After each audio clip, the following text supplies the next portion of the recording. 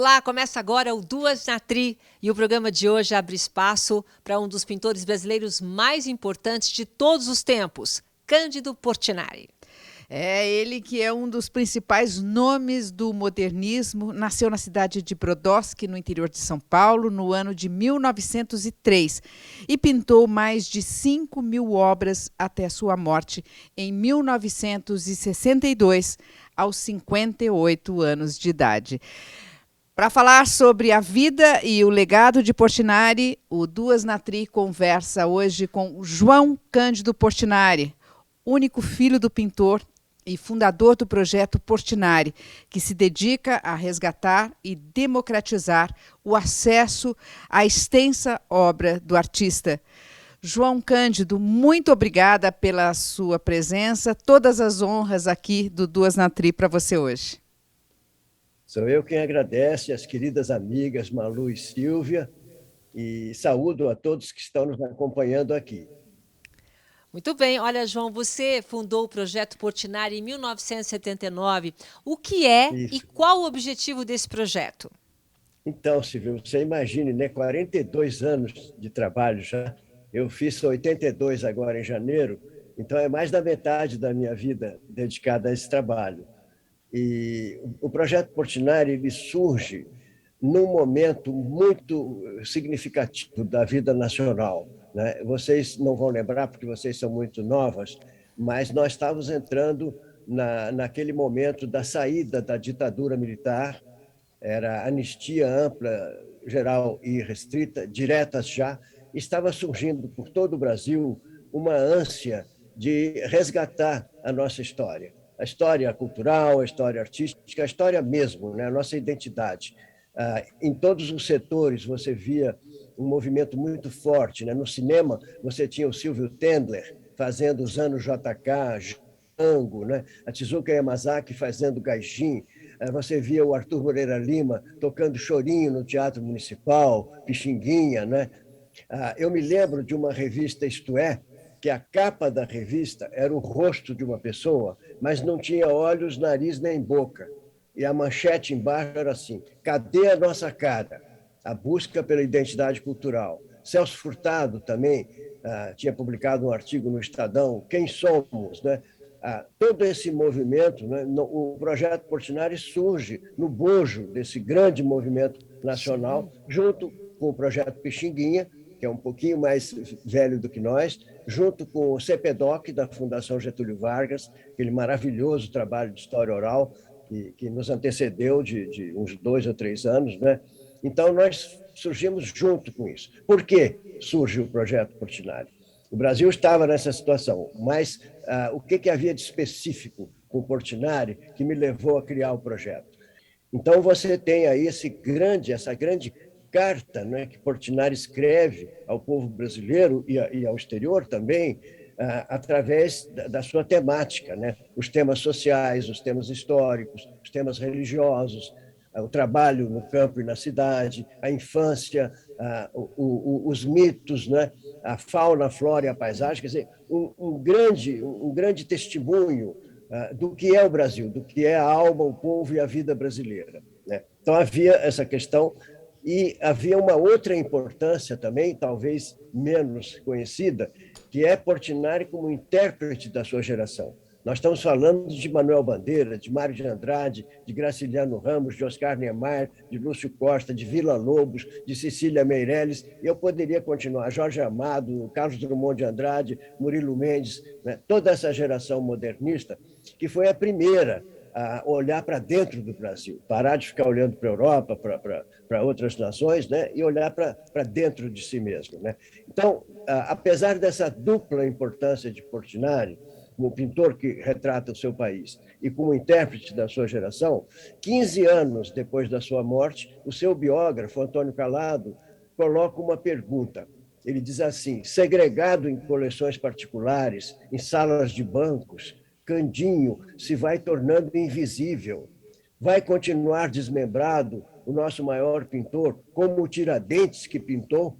Ele faz um paralelo, né, entre aquele enorme painel que Portinari fez com narrando, né, o martirológio do primeiro herói nacional brasileiro, que foi esquartejado, né, e os seus membros colocados numa estrada de 600 quilômetros em Minas. Né? Então, essa pergunta é a razão de ser da criação do projeto Portinari. Ele surge para tentar responder essa pergunta. A primeira matéria que sai sobre o projeto tinha uma manchete paradoxal. Era assim: Portinari e o pintor, um famoso desconhecido. E ali o repórter dizia: mais de 95% da obra de Portinari está inacessível à vista pública. O que foi feito do trabalho de um homem que, durante toda a sua vida, exprimiu emocionadamente o povo, a alma e a vida brasileira. Então, o projeto Portinari surge para responder a essa pergunta. Maravilha, que momento, né? Maravilhoso, né? É importante para o país, né? Porque em 2004 vocês publicaram o catálogo Raisonner, que é a obra completa de Portinari. Vocês demoraram anos para fazer esse catálogo. Que tipo de dificuldade vocês tiveram e qual a importância desse catálogo? 25 anos, exatamente, não é, Malu, que a gente demorou. Essa denominação Raisonner vem do francês, né? Racional, quer dizer, o catálogo racional, mas é um termo usado universalmente. Na América do Norte, por exemplo, eles falam catalogue raisonné também, isso é adotado. Raisonner é um quesito muito especial. Não é qualquer livro de arte que tem o direito de se chamar Raisonner. O que caracteriza o catálogo Raisonner? Que é, na verdade, entre outras coisas, né? Mas a principal delas é você cruzar cada uma das 5.400 obras com os 30 mil documentos. O que significa isso? Se você tem, por exemplo, uma obra reproduzida ali, ao lado dela você tem um verbete em texto. O que tem nesse verbete? Se aquela obra tiver sido citada numa carta, por exemplo, trocada entre Portinari e Manuel Bandeira, a referência àquela carta tem que estar ali. Então, você imagina o trabalho que é, né, você cruzar as 5.400 obras entre si, porque às vezes uma obra é estudo para uma outra, ou é maquete para uma outra, né, ou tem qualquer outro tipo de ligação, cruzar cada obra com os 30 mil documentos e cruzar os 30 mil documentos entre si. Só depois desse trabalho é que você está apto a publicar o catálogo Raisonner. São 5 volumes, são mais de 5.000 ilustrações, e tem outros quesitos também. Por exemplo, você colocar a obra em ordem cronológica. Portinari deixou de datar metade da produção dele. Então, para cada uma de 2.500 obras, a gente teve que procurar a data nos 30 mil documentos. E só assim você pode fazer o catálogo. A outra questão também crucial é você não colocar uma obra falsa. Se você colocar uma obra falsa no catálogo Raisonner, ele perde a sua credibilidade. Então, o cuidado extremo, a gente tem se degladiado com gangues de falsários no Brasil e no exterior durante esses 42 anos. Continuamos, né, recebendo obras falsas, pessoas que vêm ao projeto Portinari na PUC com uma obra falsa para que nós autentiquemos. E a nossa legislação brasileira, infelizmente, não nos protege com relação a isso. Em outros países, você poderia segurar aquela obra e fazer com que ela seja destruída, para que ela não volte para o mercado e não vá enganar alguém. Entendi. No Brasil, nós não podemos fazer isso. Nós corremos o risco de ser processados por perdas e danos. Né? Isso ainda é um aperfeiçoamento que tem que vir. Mas nós adotamos um caminho totalmente inovador, que foi estudar a morfologia da pincelada. Quer dizer, a informação contida na pincelada, através dessas 5.400 obras, que você tem certeza que são autênticas, você fazer uma base de dados de pinceladas e, através de inteligência artificial, redes neurais, você treinar, por exemplo, uma rede neural para detectar uma obra falsa. Isso é um trabalho que está em andamento em parceria com nossos colegas da área científica. Esse nosso trabalho também nos levou a fazer parcerias até com a NASA, na Califórnia. E esse acervo ele reúne mais de 5.400 obras e 30 mil documentos. Por que essa ênfase em democratizar esse acervo todo de Portinari? Porque nós precisamos conhecer a nossa história, né, Silvia? Eu acho que a pessoa que ignora a sua história, né, a memória é, de uma certa forma, um antídoto da loucura. Dizia já a poeta Glória Horta, né? A memória é antídoto da loucura. Então, você pode também ligar a memória com a cidadania e com a arte. Eu vou explicar como. Você pode dizer o seguinte: olha, eu acho que ninguém contestaria que não existe cidadania sem memória. Acho que isso é Verdade. óbvio, né? Não É. existe cidadania sem memória. E é óbvio também que não existe memória sem arte. Então você liga, né? Quer dizer, a principal, vamos dizer, a principal tarefa de nós cidadãos é que a gente construa um país em que haja cidadania, né? A gente está nesse momento exato lutando muito para isso, né?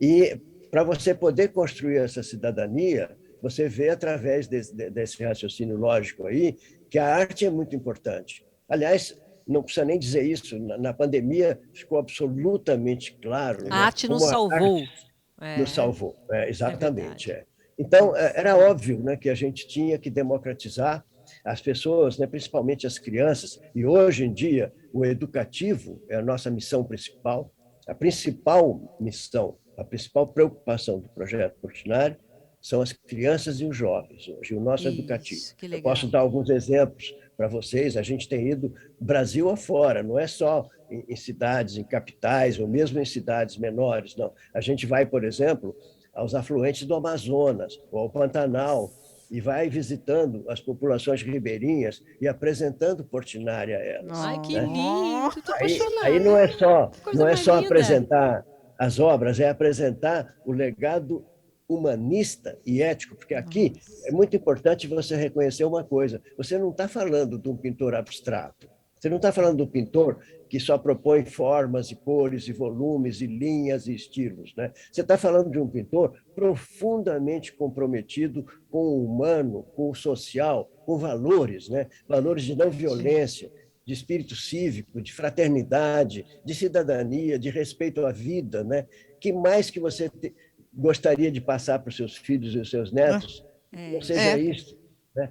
E a criança, por outro lado, isso vocês sabem, elas têm uma aptidão incrível para a percepção das imagens. Elas percebem É. nas imagens coisas que às vezes nem eu percebo. Eu já Ai, tive que lindo muitas isso. surpresas assim, né? Que Então legal. você junta É o a olhar aptidão da que a criança criança. tem, o olhar da criança para a imagem, com esses valores que nós queremos transmitir através das imagens, e não são só as imagens. Portinari foi poeta, né? Ele escreveu, ele fez conferências, nós temos 6.000 cartas que ele trocou com seus 6.000 contemporâneos. Temos um programa de nossa. história Olha oral que que gravou 130 horas, né, com os contemporâneos que nós encontramos ainda com vida. Então, você imagina, você tem ali o depoimento de Nossa. Drummond, de Jorge Amado, de Oscar Niemeyer, de Lúcio Costa, né? Então, levar esse legado não é somente levar a obra nossa, que pictórica, não. legado. É levar o legado ético, pictórico e humanista de Portinari para esses jovens, né? Essa é a nossa principal ocupação hoje, né? Inclusive, muitas dessas lives que eu mencionei a vocês foram endereçadas para crianças, e crianças, às vezes, de 5, 6 anos. Ele já tem essa capacidade de Olha, compreender. João, por mais que você viva, não vai acabar assunto, porque tem tanta coisa para você fazer, não é? Tem, Tanta coisa. Aliás, eu queria que tem. você falasse um pouquinho do Portinari mesmo. Como é que ele era pequeno, ele pintava, de que forma ele conduziu essa vocação artística, para a gente aprender um pouco. Então, isso começa muito cedo, né? As pessoas até me perguntam assim, mas como que foi que começou, né?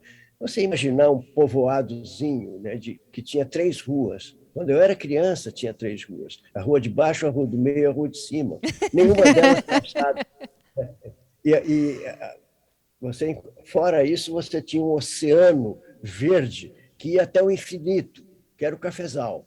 Então, esse povoadozinho, que era uma parada para o trem pegar café, foi o ponto de chegada de 2 italianos que vieram fugindo da miséria, né, principalmente no norte da Itália, naquela região conhecida como Vêneto, a minha avó e meu avô, Dona Dominga e seu Batista, né, vieram naquela grande leva, né, de mais de 1.300.000 italianos que chegam ao Brasil em fins do século XIX. E a maioria deles é levada para as grandes plantações de café do interior paulista, do Paraná, do Espírito Santo, né?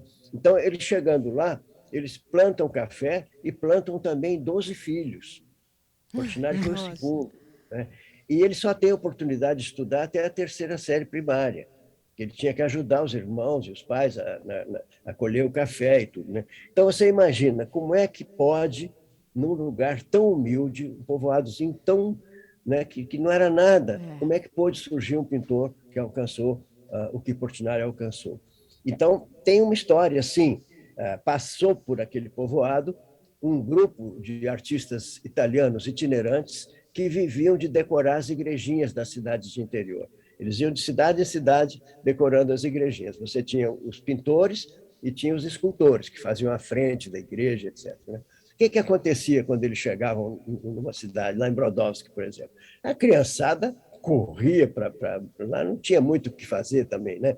Então ficava e alguns desses meninos ficavam absolutamente fascinados, né? E aí esses italianos os convidavam como assistentes, como auxiliares. Isso aconteceu com Portinari quando ele tinha 9 anos, né? Ele é chamado a pintar umas estrelinhas no teto da capela. Então ele começa, né, a mostrar esse interesse pelo desenho, pela pintura, e começa a ser requisitado pelos professores, pelos colegas, né? Desenha isso, desenha um leão, desenha aquilo, né? E só que ali, é claro que não havia nenhuma oportunidade dele estudar. E aí acontece um milagre trágico, muito trágico, que foi a gripe espanhola, de 1918. Em função da gripe espanhola, muita gente fugiu das capitais e foi para cidades do interior que eram mais resguardadas, né, que tinham um clima melhor. Então, um casal que era originário de Brodowski, mas que tinha uma pensão no Rio de Janeiro, voltou a Brodowski para ficar resguardado da gripe espanhola. Quando passou esse perigo, e eles voltaram para o Rio de Janeiro, seu Batista, meu avô, falou para o seu Quirino, né, que era o dono dessa pensão, disse: "Ô Quirino, por que você não leva o Candinho? Ele precisa estudar, aqui não tem oportunidade para ele", né? E aí meu pai vai, com 15 anos de idade, pega um trem e vai para o Rio de Janeiro, tenta se matricular na Escola de Belas Artes, é recusado, porque não tinha escolaridade. Então ele entra no Liceu de Artes e Ofícios, e no primeiro ano que ele passa no liceu, o talento dele explode, mas de tal maneira que no ano seguinte a Escola Nacional de Belas Artes o aceita como aluno. E ele vai passar 10 anos estudando na escola, né? Estudando com aqueles grandes mestres acadêmicos. Isso aqui é uma história que daria várias lives, viu, Silvia? E filme também. Daria. Nós estamos pensando em fazer um filme, estamos pensando em fazer um longa sobre a vida de Portinari, que é uma vida assim carregada de patos, né? de drama, de poesia, de vai ternura, fazer? de sofrimento, né? Vai fazer? Vamos fazer. Oba! Ô, João, a gente fica encantado quando você falou, o Drummond tem uma frase que eu uso muito, né, que ele diz assim, que tudo é consequência de um certo nascer ali. Eu não sei, eu preciso até pesquisar agora, saber quem fez primeiro o quê, né, porque quando você olha para o Drummond falando disso, certamente ele estava falando do Portinari, né, quer dizer, não tem nem dúvidas, né. Fez muitos poemas. Tem um poema que ele fez para Portinari, que é muito curtinho, posso até recitar de cor aqui para vocês, se vocês quiserem. Por favor. Ele fala justamente da poesia, né? Que Portinari se torna poeta no fim da vida. Nós publicamos recentemente, agora há 2 anos, o livro Poemas de Portinari, ilustrado, né? que foi com apoio da Funarte. Então, o Drummond fala assim: o universo portinariano, se às vezes dói, sempre fulgura, entrelaça como num verso o que é humano ao que é pintura. Que presente que você está dando para a gente, o João. E eu queria entender o seguinte. Para mim também, Malu. Eu agradeço muito a vocês, viu, por esse carinho, por esse interesse. Obrigada, gente. E em nome da arte, né, João? Agora, o Portinari, ele sempre teve uma relação muito afetiva com as suas origens, né? Ele retratou a realidade brasileira. Essa foi, vamos dizer, a principal inspiração do seu pai? É essa avaliação que você tem? Com certeza. Olha, nós temos uma carta. Quando ele recebe o prêmio de viagem à Europa, que era o grande sonho, né, de todo jovem estudante na Escola Nacional de Belas Artes, todo jovem pintor, o sonho era esse prêmio de viagem à Europa. Então, quando ele ganha o prêmio de viagem à Europa e vai a Paris, os colegas aqui no Brasil começam a ficar perplexos de ver que ele não estava pintando nada, que ele estava numa crise, uma melancolia, uma espécie de crise existencial, né? Quando ele chega em Paris. E a explicação é uma carta que ele escreve a uma colega da Escola Nacional de Belas Artes, a Rosalita Mendes de Almeida, e ele começa essa carta descrevendo Brodowski, descrevendo mais exatamente um tipo humano de Brodowski, que tinha como apelido Palaninho. E essa carta ficou chamada Carta do Palaninho, porque nela ele descreve com muita ternura, né, como é que era o Palaninho. Né? Ele fala que ele tinha a cara amarelada pelo amarelão, que ele tinha as calças feitas com sacos de farinha de trigo, que ele amarrava embaixo para não pegar lama. Ele fala com muita ternura. E chega um momento em que ele diz assim: daqui, quer dizer, ele está de Paris, né, escrevendo, na França, daqui fiquei vendo melhor a minha terra, fiquei vendo Brodowski como ela é. Aqui não tenho vontade de fazer nada. Vou pintar o Palaninho, vou pintar aquela gente com aquela roupa e com aquela cor. E essa carta é uma profissão de fé que ele vai cumprir até o último suspiro. Ele, quando volta ao Brasil, ele se atira furiosamente ao trabalho, faz aquele mestiço maravilhoso que está na Pinacoteca do Estado de São Paulo, faz o Lavrador de Café, que está no MASP, né? Faz o Morro, que é adquirido pelo MoMA, né? Pelo Museu de Arte Moderna de Nova York, e se atira, né, de corpo e alma a fazer o que ele prometeu naquela carta à Rosalita. Olha, em outubro de 2021, uma das exposições mais importantes de Portinari completou 75 anos, que foi em Paris, na Galerie Charpentier. Foi a primeira vez que ele expôs na Europa, João? Foi a primeira vez que houve uma grande exposição dele na Europa. Quando ele era estudante, teve pequenas exposições, algumas até coletivas, né, que ele compartilhava com outros artistas, mas vamos dizer, a primeira mesmo, a primeira que foi uma explosão, né, foi essa de 1946, que está fazendo 75 anos. Só para vocês terem uma ideia do impacto que teve essa exposição, o discurso de abertura do vernissage foi pronunciado por um dos maiores poetas franceses vivos, que era o Louis Aragon, né, que ele fala: nós não estamos recebendo aqui Portinari como um estrangeiro, mas sim como um dos nossos. Né? E ele fala, porque aí você tem que compreender também que nós estamos falando de 1946. Né? As feridas da guerra ainda estavam muito vivas no espírito, no coração, no corpo, na alma dos franceses. Né? Eu me lembro quando eu cheguei, eu tinha 7 anos, né? Nós chegamos de navio em Marsella e o navio parou no porto e eu perguntei para o meu pai: pai, o que é isso aí? E ele falou assim: isso é a guerra, meu filho, aqueles navios todos afundados ali, né? E aí nós pegamos o trem para ir para Paris e eu fui grudado na vidraça do trem, vendo uma cidade destruída depois da outra. Olha, eu cheguei em Paris já com uma outra visão de mundo, né? Quer dizer, entrei em contato com a tragédia de uma guerra, né, da Segunda Guerra Mundial. Mas eu estou falando isso para dizer que os franceses, naquele momento, estavam profundamente sensibilizados com um tipo de pintura como aquela que Portinari levava na bagagem. Ele estava levando a série Retirantes, que ele tinha praticamente acabado de fazer. Né? Agora, você imagine os franceses, naquele sofrimento que eles estavam, né, se defrontando com a série Retirantes, que retratavam um outro tipo de sofrimento, mas igualmente um sofrimento humano, né? Brasileiro. Né? Então, naquele mesmo instante, estava acontecendo uma das primeiras exposições de arte abstrata em Paris, que era a exposição do Kandinsky.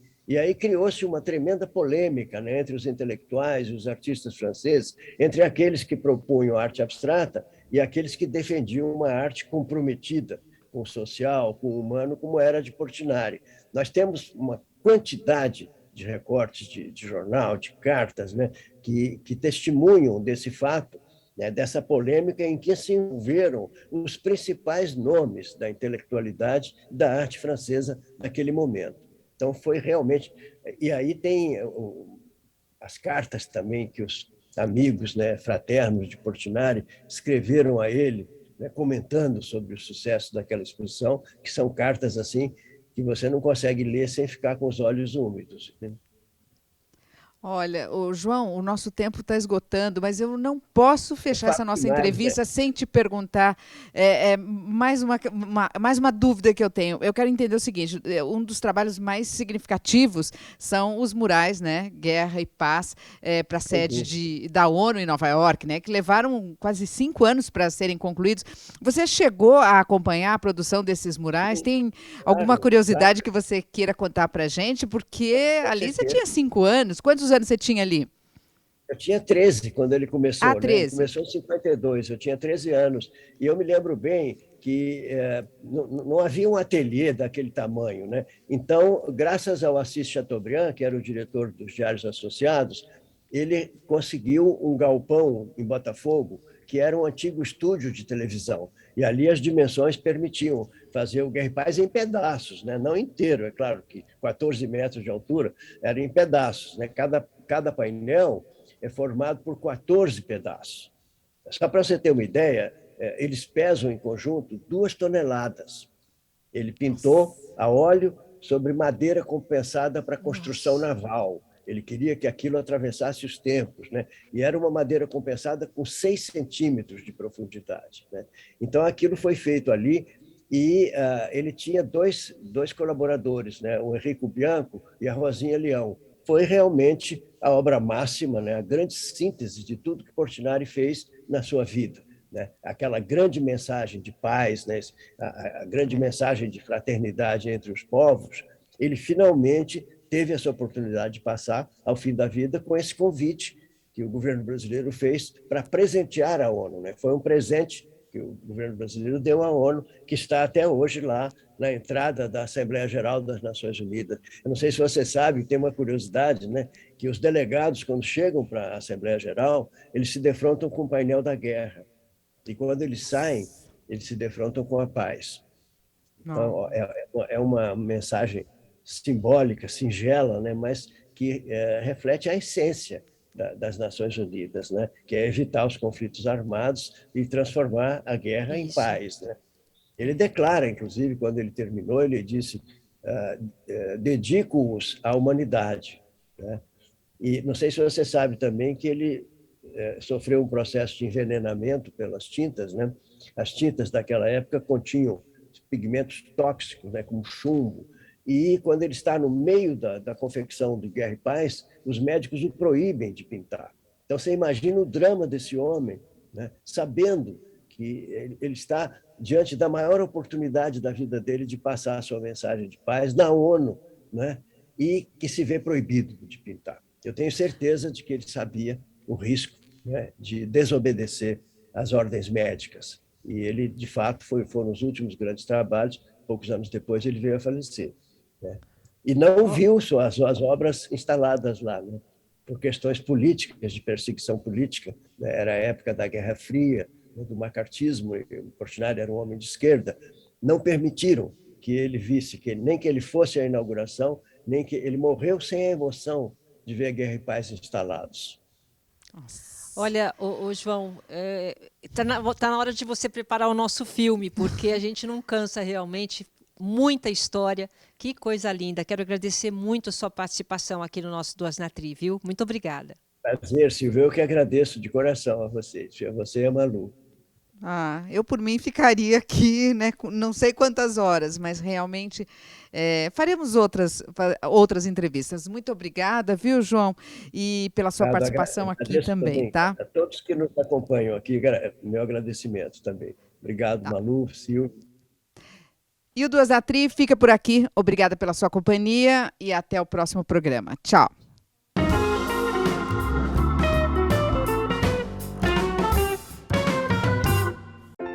O Vitor sempre falava que queria ser doador de órgãos, e eu apoiava. Nada prepara a gente para aquele momento de dor. Na hora que os médicos perguntaram, não foi fácil decidir.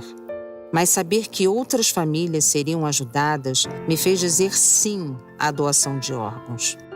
Meu nome é Márcia, eu sou mãe do Vitor, doador. A vida continua.